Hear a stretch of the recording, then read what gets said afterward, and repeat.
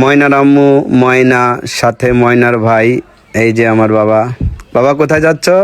বাবা বলতেছে বাজারে যাচ্ছে। তো বাজারে যেয়ে গেঞ্জি আর প্যান্ট কিনবে বলতেছে। জিজ্ঞেস করলাম বাবা কি কিনবা? কয় গেঞ্জি আর প্যান্ট কিনবো। তো যাচ্ছি, অটো দিয়ে যাচ্ছি। বাজারটা আমাদের বাড়ি থেকে 8 কিলোমিটার দূরে, লাঙ্গলবাদ বাজার। সাথে ময়নারও কিন্তু কাপড় কিনতে হবে, ঈদের পোশাক। আমাদের নিজেদের না নিলেও ছেলে মেয়েদের তো অবশ্যই নিতে হবে, তাই না?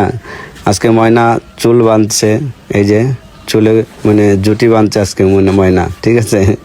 তো আসলে কি কোথাও গেলে গাড়িতে ঘুমায় না, এভাবেই থাকে, কিন্তু খেলা করতে করতে যায়। ময়না একটু দুষ্ট আছে, আবার সভ্যও আছে।